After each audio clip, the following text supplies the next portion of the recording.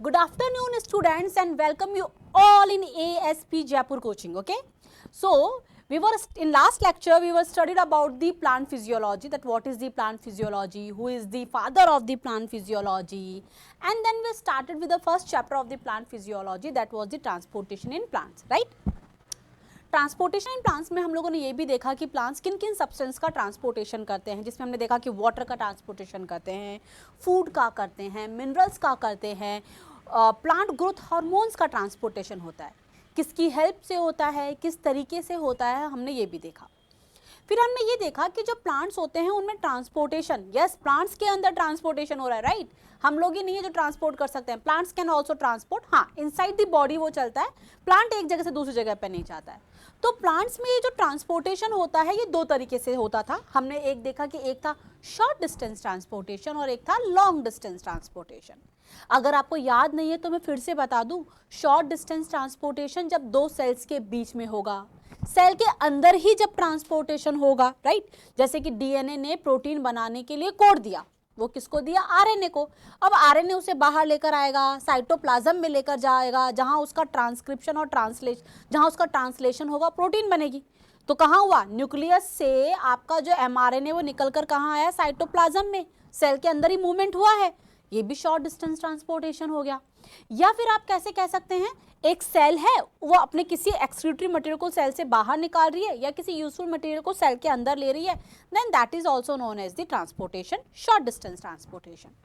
Long distance transportation, for example आपके पास में 50 मीटर लंबा क्या है एक प्लांट, या 150 मीटर लंबा आपके पास में एक प्लांट है जिसकी रूट से वाटर एब्जॉर्ब होकर शूट की टिप तक जा रहा है, that is the long distance transportation. या फिर उसकी लीव्स जो है फोटोसिंथेसिस करके फूड बना रही है और वो प्लांट के हर बॉडी को सर्कुलेट हो रहा है, including the roots also, that is the long distance transportation. अब हमने लास्ट लेक्चर के अंदर स्टार्ट किया था शॉर्ट डिस्टेंस ट्रांसपोर्टेशन से। शॉर्ट डिस्टेंस ट्रांसपोर्टेशन जो है ये वेरियस मेथड्स या वेरियस वेज के थ्रू होता है, जिसमें सबसे पहले हमने स्टार्ट किया था कल डिफ्यूजन को, राइट? आज हम डिफ्यूजन के बारे में नहीं बताएंगे क्योंकि डिफ्यूजन की डेफिनेशन या बेसिक हम लोग कल पढ़ चुके हैं, ठीक है? तो मैं सिर्फ हल्का सा इसके बारे में आपको एक आइडिया दूंगी जिसे आप आगे वीडियोज में जाकर देख सकते हैं, राइट? डिफ्यूजन, कल मैंने आपको डिफ्यूजन में बताया कि diffusion the process in which the atoms, ions, or you can say molecules moves from their high concentration to low concentration, यानी atoms, ions के molecule जो होते हैं जब अपनी high concentration से कहाँ जाते हैं, low concentration की तरफ जाते हैं, तो वो जो process होती है उसे आप diffusion कहते हैं, right? फिर कल हम लोगों ने स्टार्ट किए थे टाइप्स ऑफ डिफ्यूजन, जिसमें सबसे पहला जो हमने बताया था वो आपको सिंपल डिफ्यूजन बताया था, जो यही डिफ्यूजन है जो अभी हमने आपको बताया, और फिर हमने स्टार्ट किया था facilitated diffusion, right?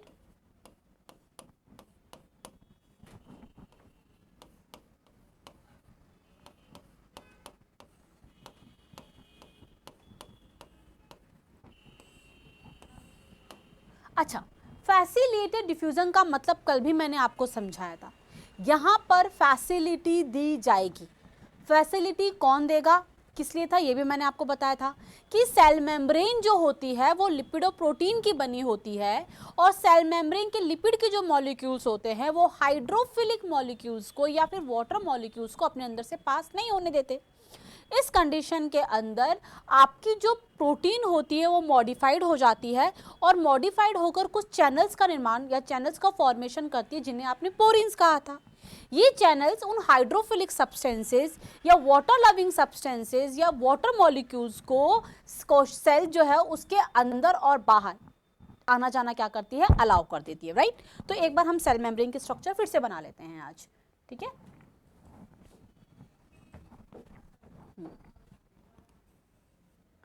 A cell membrane is made up of the lipid and protein, in which bilayer of lipid is surrounded by the lipid layer of proteins, right? So this is the layer of protein which surrounds the bilayer of lipid. So this is the lipids, lipid molecules, right? Sorry.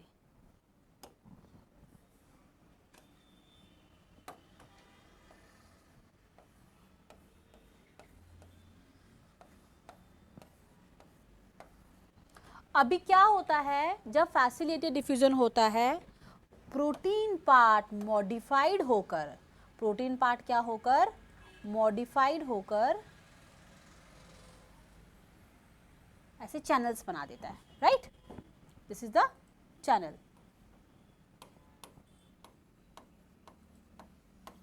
ठीक है, और फिर ये channels जो होंगे वो उन molecules को कहाँ लेकर जाएंगे, अक्रॉस द सेल मेम्ब्रेन लेकर जाने का काम करेंगे। So these are the channels.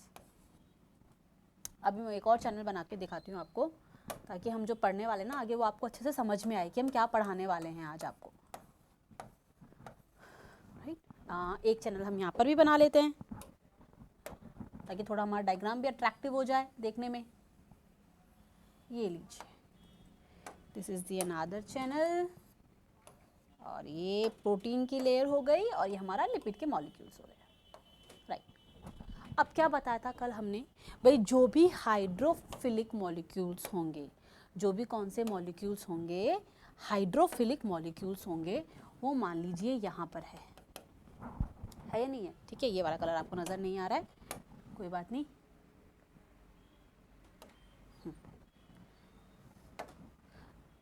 ये लीजिए, ये रहा वाटर का molecule.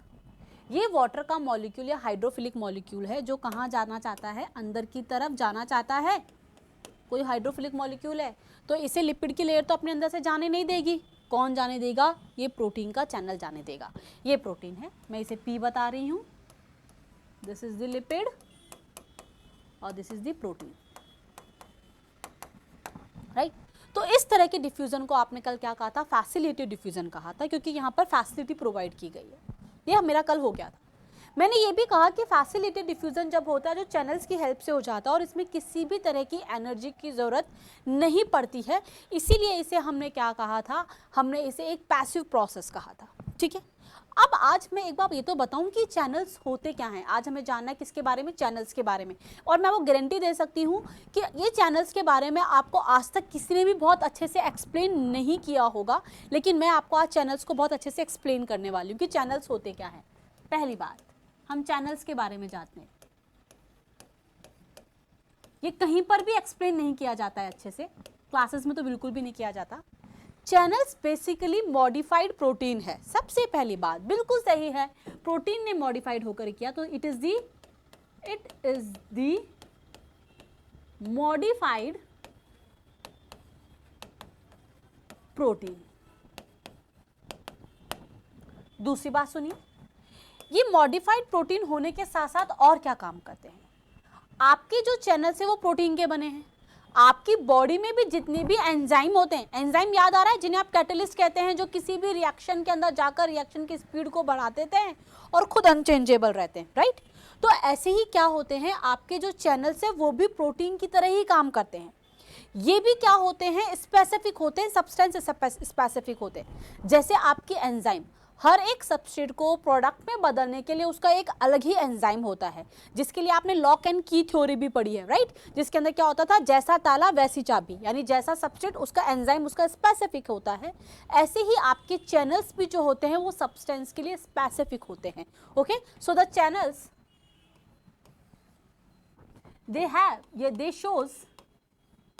they shows enzyme like properties. भाई क्या है एंजाइम लाइक प्रॉपर्टीज इनके अंदर, देखिए सबसे पहली बात, ये क्या होते हैं, स्पेसिफिक होते हैं। यानी कि फॉर एग्जाम्पल, जैसे कि मैं आपको आगे बताऊंगी, पानी के मॉलिक्यूल्स को अंदर ले जाने वाले चैनल्स को आप एक्वापोरिन्स कहेंगे। तो एक्वापोरिन्स जो है वो चैनल्स है जो कि पानी को अंदर लेकर जाएंगे, ठीक है, इसके अलावा वो किसी को नहीं लेकर जाएंगे। दूसरा क्या हो जाएगा आपके पास में, सैचुरेशन। ये सैचुरेशन का भी मैं आपको बताऊंगी। और तीसरा क्या है, इनहिबिशन, यानी कि इन्हें भी कुछ केमिकल्स के थ्रू इनके काम को क्या किया जा सकता है, रोका जा सकता है। एंजाइम क्या होते हैं, सबस्ट्रेट स्पेसिफिक होते हैं, राइट। हर एक सबस्ट्रेट के लिए अलग एंजाइम होता है जो उसे प्रोडक्ट में बदलता है। सैचुरेशन, एंजाइम्स भी सैचुरेशन के स्टेज में आते हैं। भाई आपके पास में 10 सबस्ट्रेट है, उसके लिए 10 एंजाइम है, तो चलो वो प्रोडक्ट में बदल जाएंगे। लेकिन आपके पास 20 सबस्ट्रेट है और आपके पास 10 ही एंजाइम है, तो भाई एक बार में सिर्फ 10 सबस्ट्रेट को ही तो बदला जाएगा, बाकी 10 सबस्ट्रेट को तो वेट करना पड़ेगा। तो उस टाइम पर वो जो 10 एंजाइम है उन्हें आप क्या कहोगे कि भाई मेरे 10 के 10 एंजाइम काम में लगे हुए हैं, दे ऑल आर सैचुरेटेड। पहले ये 10 सबस्ट्रेट को प्रोडक्ट में बदलेंगे, फिर दूसरे 10 सबस्ट्रेट का नंबर आएगा, राइट। और इनहिबिशन, कुछ केमिकल्स एंजाइम की प्रोसेसेस को रोक देते हैं। ऐसे ही कुछ केमिकल्स ऐसे भी हैं जो कि इन चैनल्स की प्रोसेस को क्या कर देते हैं, रोक सकते हैं, ठीक है। तो ये हो गया किसके बारे के अंदर, चैनल्स के बारे में, ठीक है। अब चैनल्स के बाद में हम एक और चीज पढ़ने वाले हैं, that is known as the porins. Porins क्या है मैम, चैनल्स को तो पोरिन्स कहते हैं, बिल्कुल सही बात है। लेकिन वो चैनल्स जो साइज के अंदर बहुत ज़्यादा बड़े होते हैं उन्हें आप बेसिकली क्या कहते हैं, पोरिन्स कहते हैं। तो आप you can say that large sized channels are known as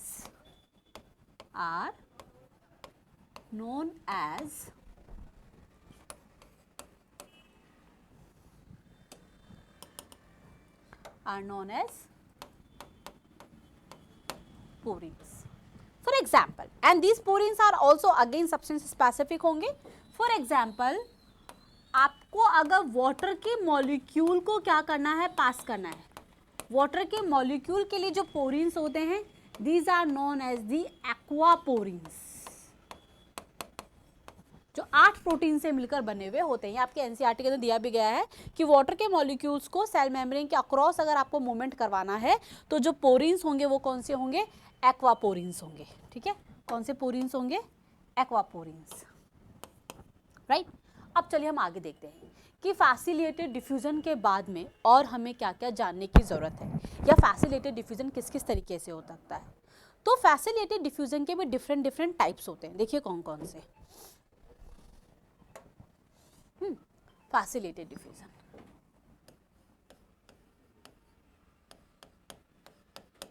substance के सेल के अंदर आने और बाहर जाने के बेसिस पे आपके पास में फैसिलिटेटेड डिफ्यूजन के कुछ टाइप जो है वो यहाँ पर है, कुछ इस तरीके से।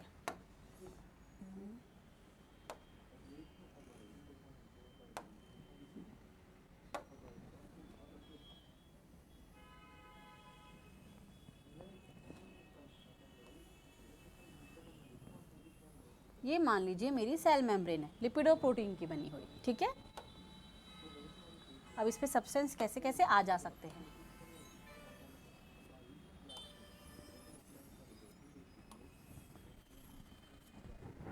आपका जो ये फैसिलिटेटेड डिफ्यूजन जो होता है ये दो तरीके से होता है। एक तो होता है यूनिपोर्ट और एक आता है आपके पास में कोपोर्ट, ठीक है। कोपोर्ट में भी आपके पास में दो आ जाते हैं, एक आ जाता है आपके पास में सिम्पोर्ट और एक आ जाता है आपके पास में एंटीपोर्ट, ठीक है। समझ में आ रहा है। तो फैसिलिटेटेड डिफ्यूजन के अंदर आपके पास में एक यूनिपोर्ट है, एक कोपोर्ट है, और कोपोर्ट में दो टाइप होते हैं, सिम्पोर्ट और एंटीपोर्ट। चलिए इनका मतलब समझते हैं हम एक बार के लिए कि ये कहना क्या चाह रहे हैं। देखिए, जब कोई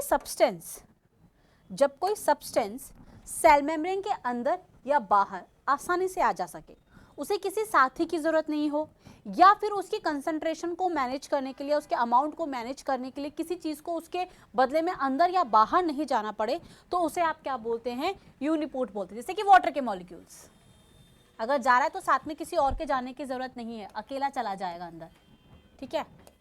तो ये जो कंडीशन रिप्रेजेंट कर रही है, ये किसको रिप्रेजेंट कर रही है, यूनिपोर्ट को, यानी कि एक बार में एक ही मॉलिक्यूल या तो अंदर जा रहा है या बाहर जा रहा है, ठीक है। इसके बदले में किसी को कुछ करने की ज़रूरत नहीं है।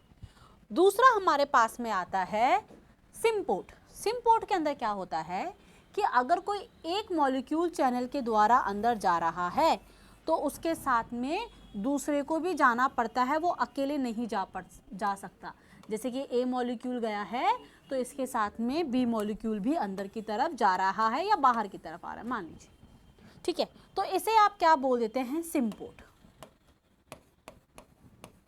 अगर मैं आपको सिम्पोर्ट का एग्जाम्पल समझाऊं ना, अगर कहीं पे नहीं बता रखा है, तो आपके इंटेस्टाइन के अंदर जब ग्लूकोज ग्लूकोज जब अंदर जाएगा ना तो उसके साथ साथ के अंदर सोडियम आयंस को भी अंदर जाना पड़ेगा।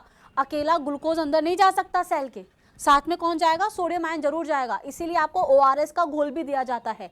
ORS जब आपको बहुत ज़्यादा क्या हो, उल्टी या दस्त, यानी कि आपको स्टूल बहुत ज़्यादा पास आउट हो रहा है, तो उस कंडीशन के अंदर आपके बॉडी के अंदर पानी की कमी आ जाती है और एनर्जी भी कम हो जाती है। तो एनर्जी को फटाफट से गेन करने के लिए डॉक्टर आपको क्या देता है, ORS। तो उस ORS घोल में क्या होता है, ग्लूकोज होता है और इलेक्ट्रोलाइट्स की फॉर्म के अंदर सोडियम आयन प्रेजेंट होते हैं।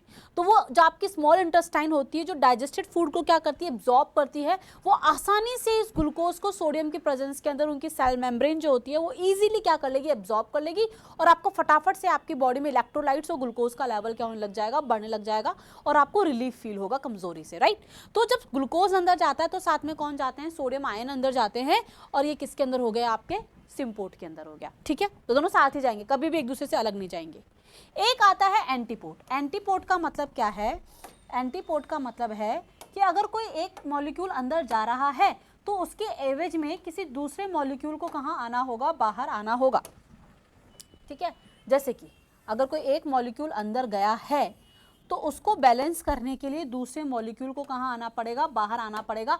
ऐसा कार्डियक मसल्स के अंदर देखा जाता है। किस में देखा जाता है, कार्डियक मसल्स के अंदर, right. You can see it in cardiac muscles. Cardiac muscles के अंदर क्या होता है, अगर सोडियम, 3 सोडियम आयन कहाँ गए हैं, अंदर की तरफ गए हैं ना, तो एक कैल्शियम जो आयन होता है वो कहाँ होता है, उसमें बाहर निकल कर आता है। तो ये आपके पास में एग्जांपल हो गया, फैसिलिटेटेड डिफ्यूजन है, पोरिन्स के थ्रू या चैनल्स के थ्रू हो रहा है, which takes place in different three, uniport, symport और यू कैन से एंटीपोर्ट। तो symport and antiport is the part of the, basically किसके कह सकते हैं आप, कोपोर्ट के, right. So after the facilitated diffusion we have a third diffusion, which is a third type of diffusion, which is known as the active diffusion. We have already discussed about the simple diffusion and the facilitated diffusion. They both do not require any kind of energy. That's why it is a passive process. But now the third part is the active diffusion.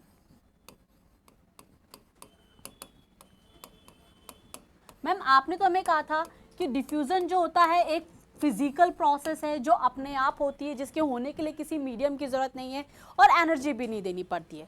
तो अब active क्यों, क्योंकि आपने हमें ये भी बताया कि साइंस में अगर किसी चीज़ में आप एनर्जी को यूज़ कर रहे हैं तो वो एक एक्टिव प्रोसेस होती है, और एनर्जी को यूटिलाइज नहीं कर रहे हैं तो वो एक पैसिव प्रोसेस होती है। तो ये एक्टिव डिफ्यूजन कैसे हो गया, पहली बात सीधी सी बात है, वर्ड से समझ में आया और इतना हमने बोला उससे भी समझ में आ गया, that it required energy, it will not takes place without the energy, so it required energy in form of ATP, right?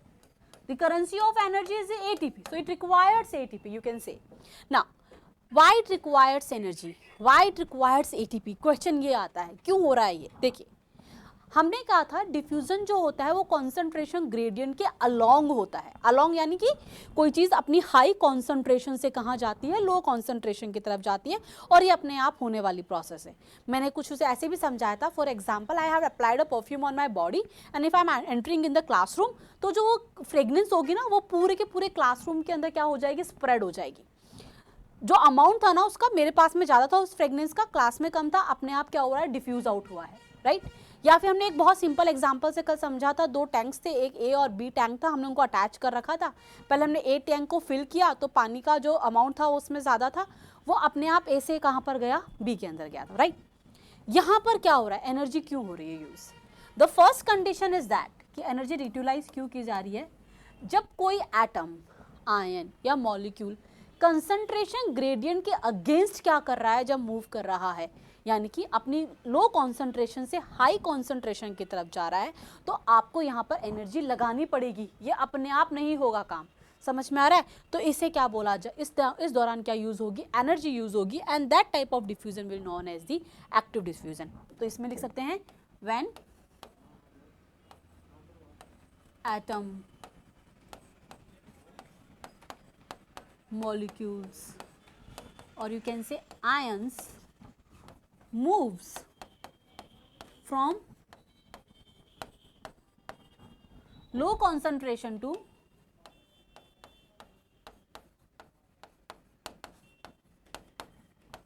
high concentration,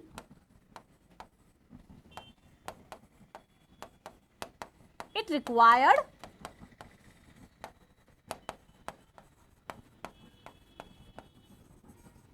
energy, right. दूसरा देखिए, दूसरा क्या हो जाएगा, दूसरा आता है सैचुरेशन वाला। फैसिलिटेटेड डिफ्यूजन के अंदर हाइड्रोफिलिक मॉलिक्यूल्स को पास करवाने के लिए या अक्रॉस दी सेल मेम्ब्रेन करने के लिए, it may be going inside और may be they are coming out outsides, okay whatever, करवाने के लिए आपको किसकी ज़रूरत थी, चैनल्स की, यानी कि पोरीन्स की ज़रूरत थी। फॉर एग्जाम्पल मैं ये मान लेती हूँ, एक रफ सा डायग्राम बना के बोलती हूँ कि ये मेरी सेल मेम्ब्रेन है और ये उसमें पोरीन्स बने हुए हैं, राइट। मुझे कितने पोरीन्स नजर आ रहे हैं, कितने चैनल्स नजर आ रहे हैं प्रोटीन के, 1 2 3 4, तो आई हैव 4 पोरीन्स चैनल, ठीक है। अब क्या हुआ, मेरा हाइड्रोफिलिक मॉलिक्यूल आया, एक आया, ये से आराम से ले जाएंगे, 4 हैं, एक लेके जा सकता है, 2 मॉलिक्यूल्स आए, 3 मॉलिक्यूल्स आए, 4 मॉलिक्यूल्स आए, प्रोसेस बहुत आराम से हो रही है। अब अगर एक साथ 10 मॉलिक्यूल्स आ गए तो भाई मेरे पास में सिर्फ 4 ही पोरीन्स है, 4 ही चैनल्स है अभी, और जबकि मॉलिक्यूल्स पास होने के लिए कितना वेट कर रहे हैं, 10, तो एक बार में 4 को लेकर जाएगी, बाकी 6 को क्या करना पड़ेगा, उस टाइम पर वेट करना पड़ेगा। तो इस दौरान जब मेरे 4 चैनल्स जो है वो 4 वाटर के मॉलिक्यूल्स को लेकर जा रहे हैं या सबस्ट्रेट के मॉलिक्यूल को लेकर जा रहे हैं, तो इस टाइम पर वो सभी क्या है, बिजी है। So they all are in form of saturation form, ठीक है। ये सभी कौन सी फॉर्म के अंदर, सैचुरेशन की फॉर्म के अंदर है। तो बाकी के मॉलिक्यूल्स को अंदर भिजवाने के लिए हमें क्या करना पड़ेगा, प्रोसेस को फास्ट करना पड़ेगा, जिसके लिए हमें क्या देनी पड़ेगी, एनर्जी देनी पड़ेगी। और जब एनर्जी देनी पड़ेगी तो यहाँ पर मॉलिक्यूल्स जा तो रहे हैं कंसंट्रेशन ग्रेडियंट के अकॉर्डिंग, बट क्योंकि सैचुरेशन वाले स्टेज थी तो हमें एनर्जी देनी पड़ी, और जब एनर्जी देनी पड़ी तो डिफ्यूजन कौन सा डिफ्यूजन हो गया, active diffusion. So this is the active diffusion. So I think we are done with the diffusion. हम लोगों ने वापस एक बार क्विक रिवीजन ले लेते हैं. The diffusion is the process in which atom, ions and molecules moves from their high concentration to the low concentration. It is a physical process which do not require any kind of medium. The third thing is that it will last up to the equilibrium set between the two systems, and it is of different types. The first one was the simple diffusion which do not require energy, that's why it is the passive diffusion. The other one was the facilitated diffusion in which protein molecules will modified for the diffusion of hydrophilic molecules or water molecules, and it is also do not require energy, so again it is a passive diffusion. And the last one is the active diffusion which required energy for the movement of the molecules, and which is known as the active diffusion. So this is all about the diffusion, जो हमने diffusion के बारे में देख लिया है। अब हम आगे चलते हैं। डिफ्यूजन के बारे में बाद में हमारे पास में जो एक और वर्ड आता है वो कौन सा आता है, डिफ्यूजन प्रेशर आता है, ठीक है।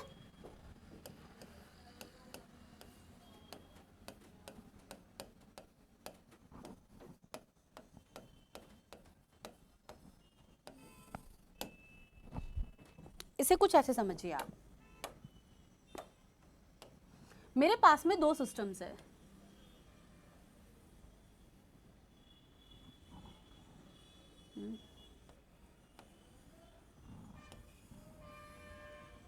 एक ए सिस्टम है और बी। हम हमेशा सबसे सिंपल से एग्जांपल लेते हैं। हमने यहाँ पर एक सॉल्यूशन को भर के रखा हुआ है, ठीक है, हमने एक सॉल्यूशन को भरा। इस सॉल्यूशन की जो अभी क्वांटिटी या कॉन्सेंट्रेशन है वो ए में ज़्यादा है और बी में क्या है, कम है, तो भाई डिफ्यूजन होगा। और जो ये मॉलिक्यूल्स है, जो सॉल्यूशन के मॉलिक्यूल्स है, ये धीरे धीरे अपने आप